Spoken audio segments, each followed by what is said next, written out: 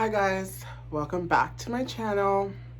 Today I'm going to be doing something a little different. I'm going to be having something I like to call a Kiki with B. Kiki with B. We're just going to have a little talk today, a little conversation.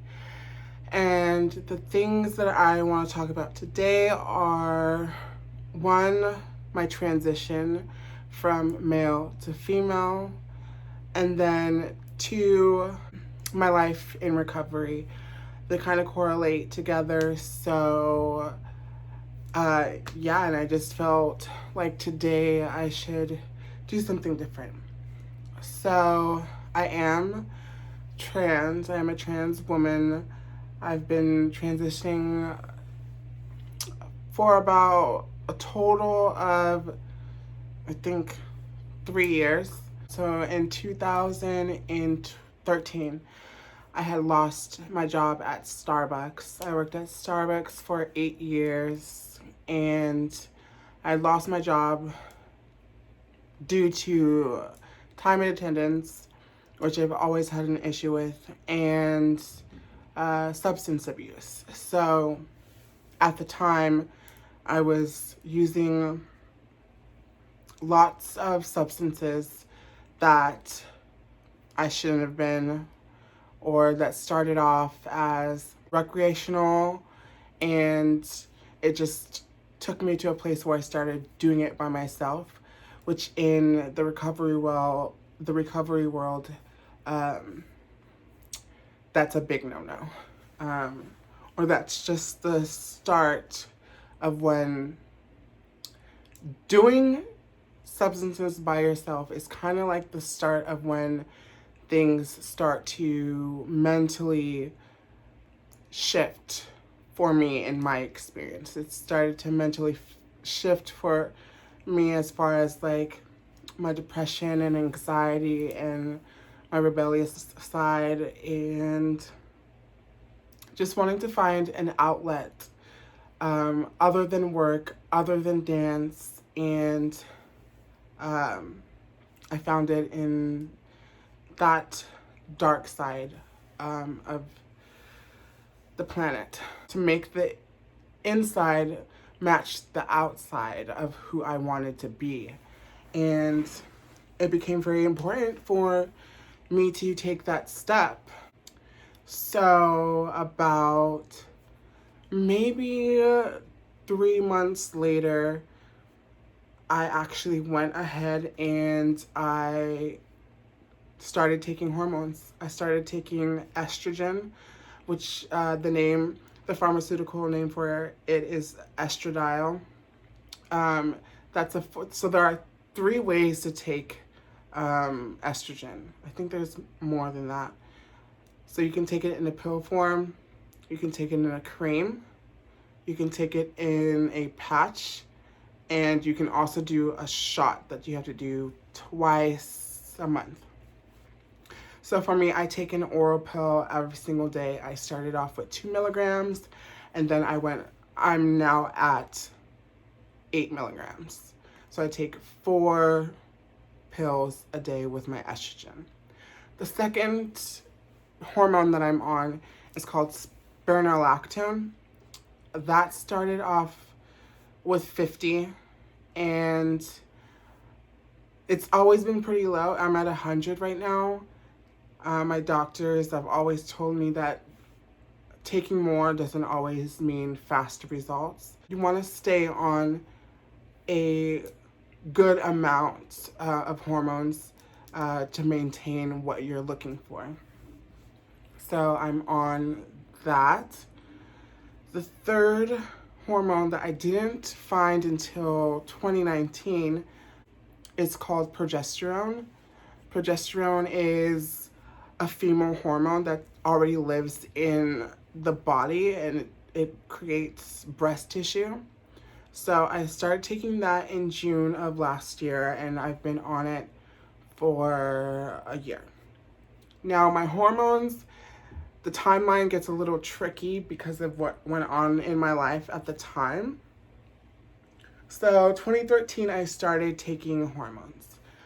I started that and kept going until 2014.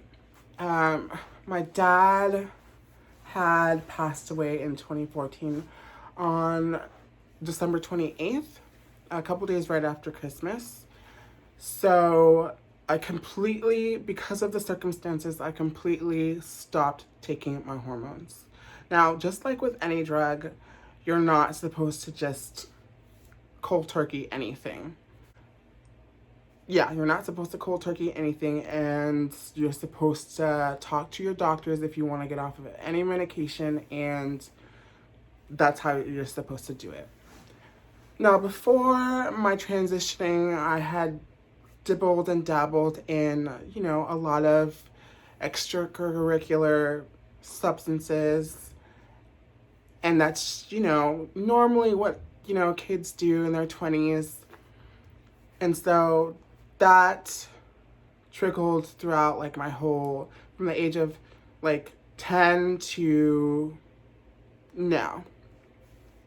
And when my father died, 3 days after his death is when I became a full-on addict. I am someone who likes to do hard drugs, and that's just led me into being into recovery and figuring out how to live life as an addict alcoholic. So when I stopped my hormones because of the traumatic experience I was going through, I threw away my hormones and I started using. It had become my life. It consumed me. I was in a downward spiral, and all hell just broke loose in my life. I lost my job, got another job, got the same job back again, lost that again, was on unemployment for 3 or 4 months.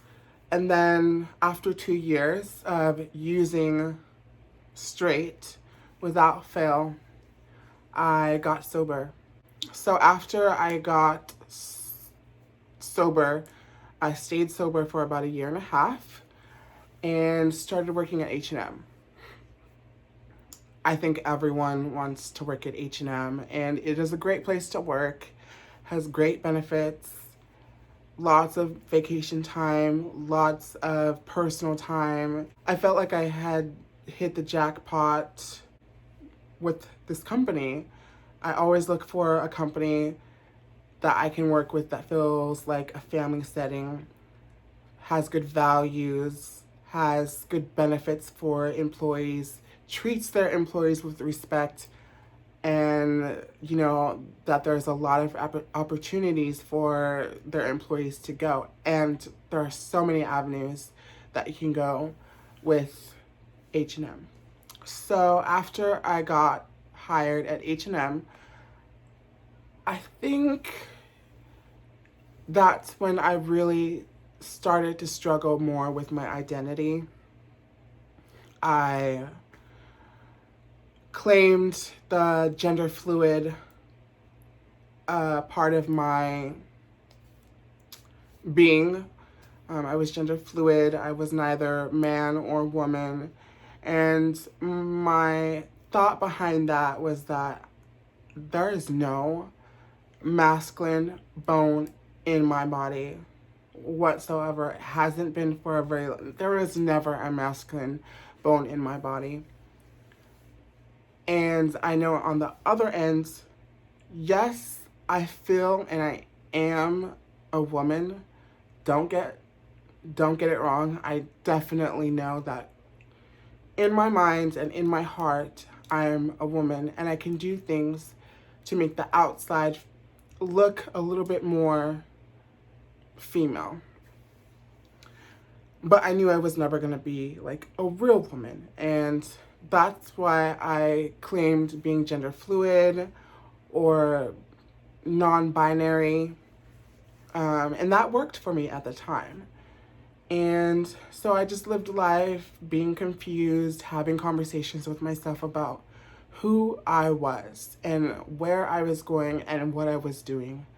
And while working at H&M, it was good until it wasn't. And that's due to my drug and alcohol use. About a year and a half after I started using, I started binging about every 3 months. It just so happened that it would fall like that. I would use for about 2 weeks, get sober for about 3 months, and then bam, use again. 2 weeks, get sober for 3 months, bam, there it was again. And so that went on for about a year and a half, all the way through 2019. So I started working at H&M in 2016, 16, 17, 18, 19. I was there for about 3.5 years. And in 2019 is when I decided that, I've been doing this for too long by myself. I had family members in restraints telling them that if they were to tell on me or tell my mom, that I would go out and I would use, drink, whatever it may be. And so I finally came to the conclusion that I couldn't do this anymore. And I went on leave for about 4 months. So I started recovery on April 18th, 2019. And boy, it was definitely a lot of mayhem, very chaotic, a lot of emotions that I had never ever touched on just because I was hiding them and pushing them down and brushing them under the rug for so long that once I took the drug and alcohol out of the picture and just had my feelings and emotions, which is what I didn't like to feel. I lost my dad. I didn't want to feel that anymore. I went through a lot of trouble with jobs, and I just wanted to hide and isolate and just do me. But of course I wasn't doing me because I was, getting high. But when I started recovery, I was able to find out that I'm a person who doesn't have as much control as a normal person. And what is normal? I like to say, what is normal? There's no normal right now. But for lack of better words, normal people can pick up a drink and leave it alone, or do a little something here and do a little something there and not even think about it a second time. And for me, since I had been doing substances for so long, it just became like second nature to me. I lived it, I breathed it, I ate it, I drank it, like it just became second nature to me. And when I got into recovery, I was told by one person that for an addict alcoholic who gets sober, them being sober is an abnormal state of mind, and it's not natural for them. All day, every day, I drank. All day, every day, I got high, and I was used to that. I was happy with that, and I didn't really want to change that for a long time. In my first 4 months of recovery, I attended 9 treatment centers for lack of coping skills, for lack of boundaries, for lack of communication, and for just plain wanting to go out and use. There were a couple of times where I was like, I don't want to do this anymore. I'm just going to go out and I'm going to use. And of course, internally and externally, that caused a lot of drama and trauma and shame and guilt for myself, but it also affected my family. My actions have created a state of alert for them that they're always in. And, I understand that. I have come to realize that I need to be mindful and to shed light on the things that I did, because actions speak louder than words, and my actions were speaking very low, and they were affecting the people around me. After my 9th treatment center, rehab, sober living, I got sober. In June, before I got sober, is when I realized that, again, I'm not a man. I was in a rehab that I had been to like 3 times. It was co-ed, so there was women and men. But in that rehab, I completely and utterly thought to myself, because I was around, you're around guys and they like to fart and they like to make jokes, and guys, you can be a little gross sometimes. I'm just saying. But in that rehab, I decided there is no fucking way I'm a man. There's no fucking way that I'm a man. Like, through and through, I'm a woman, head to toe. And that's when I decided to jump back on my hormones again. And I started that process back in June when I started taking my progesterone. And I told myself that I couldn't lie to myself anymore. That walking around claiming that I'm binary or I'm gender fluid, on this day I feel this way, and on this day I look this way, it was just a lie to me. I was just telling myself a lie that I didn't want to tell myself anymore. And I knew that in my heart, I just felt in my heart I couldn't lie anymore. Plain and simple, I didn't want to lie to myself anymore. And so I took my hormones and struggled with that as well. Being in recovery and being trans isn't easy, just like it's not easy to be trans to the world. I still felt awkward and like a black sheep until I got sober after those 4 months, and I went to an all-women's facility. So like I said before, I'd been in co-ed and I've been in all-male facilities, and it was my last male facility that I realized this is not working for me. I can't be here. I can't sit around these men. I can't live in the house with these men. I was sharing a room with a man, and that just didn't work for me. That's where I saw a lot of men objectify women, just talk dirty. And I don't think they really cared, because I'm a trans girl and I'm not really a girl. And maybe that's me projecting, and maybe I really don't know what they were thinking. Most definitely, I don't know what they were thinking because I didn't hear it from their mouths direct. But I definitely felt like if it wasn't that, it was definitely the fact that I couldn't be living with men. I just didn't feel comfortable doing it. So I found an all-women's program in San Diego, California, in Pacific Beach. And that's where I really, really started to embrace my womanhood. There were women around me that would tell me, you are a woman, when I would put myself down or when I was insecure and say, I'm not a real woman. They'd say, what are you talking about? You are a real woman.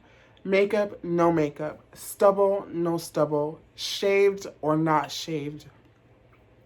You are a woman. All I see is a woman. And it made me feel so much more better about myself. I was able to actually take, advice from other women that cared about me dearly and loved me dearly. And I found my voice not only as a woman in recovery, but as a trans woman in recovery. And after that, I had seen, a lot of other, not too many, but a lot of other trans women in recovery. In fact, the house that I moved to for treatment in that program already had a trans woman there. And it made me feel better to know that there's also someone going through the same things that I'm going through. Maybe not exactly the same, maybe same story, different experiences, but to know that I was living and breathing air with another trans woman in recovery, it just made everything that much better and that much more motivating to completely throw myself into finding myself a little bit more. When I got to that program, I stayed sober for 11 months and 13 days. August 1st would have been my 1-year anniversary last year, but unfortunately, with all the gifts that I got in recovery, as far as I finished my steps, I became a sponsor, I had sponsees, I was of service at meetings, I had service commitments at meetings, and I had a really good job that I got at 4 months at Costco. Like, those are gifts. Those are gifts that the program promised. And the last gift that I got before I went out again is I got a car. And when I got that car, I was in a little bit of a rut. I was irritable and discontent. My hormones were off the chart. I was recovery burnt out, and I was work burnt out. And not to mention, it was COVID. I work at Costco. Costco was alive and well during COVID and still is. And there was just a lot of things that I let go by the wayside and didn't take care of. And I relapsed on tequila. And then right after that, I went looking for other substances. So it's been a bit of a roller coaster.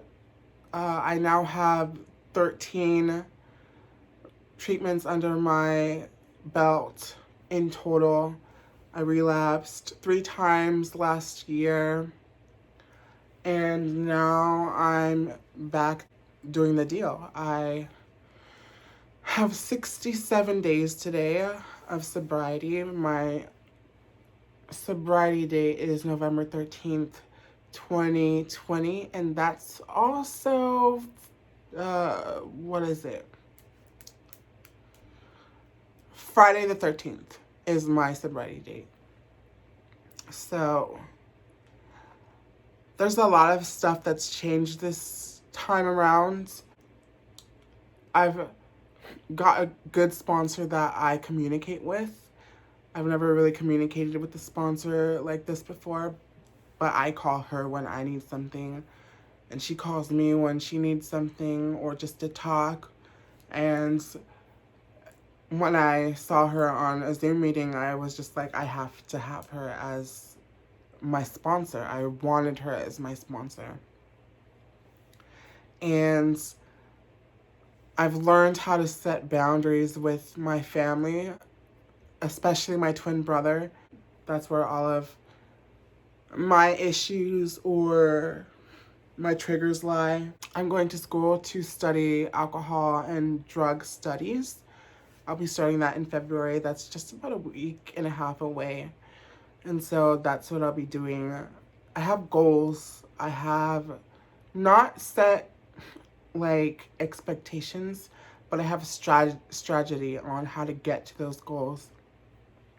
And, um, I'm just super proud of myself. I'm proud that I took the initiative to start my own YouTube channel and to do makeup and to talk about other things that move me. And I'm just really excited to use this platform to talk a little bit more about who I am and what I'm about and the love that I have to share. So, yeah, I hope someone got something out of it today. I'm a different person. I realize that I have a story that needs to be heard. And not only am I trans, but I'm a trans woman of color. I'm a trans woman in recovery. I'm a trans woman in a relationship. I have a boyfriend. I'm a trans woman with a family. And I'm finding my voice, whether people like it or not. It's something I feel like I've never really had before. And once I got into recovery, it made it that much easier because I was working on myself. And through working on myself, I realized that I need to share my voice. There's always opportunities in recovery to share your voice, and there's always opportunities in the world to share your voice. You just have to be willing to speak up and say something about it. And I hope this helps another trans woman in recovery, a woman that's not trans. And I hope they learn something from this. It's not easy being trans. The process is not easy. There's always that in-between moment that you have where you don't think your hair is long enough, or you still have stubble on your face, or you don't have a female-esque body. But all of that doesn't really matter. That doesn't make you a woman. If you want to accentuate yourself by getting fillers and getting implants and making your butt look bigger than the moon, which I will not be doing, you can do that. If you have the resources and the money to do it, go ahead and do it. But those things don't make you a woman. And that's what I had to realize. Before I started my transition again, I really had to come to terms with who I am. I'm a beautiful person.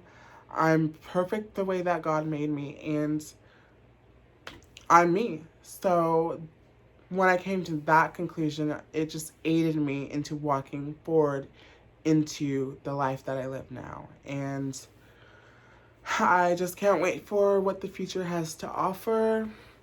I'm definitely not gonna give up, like I've said in other videos, on my passion. And yeah, thanks for having a kiki with me. And I hope to see you in my next video.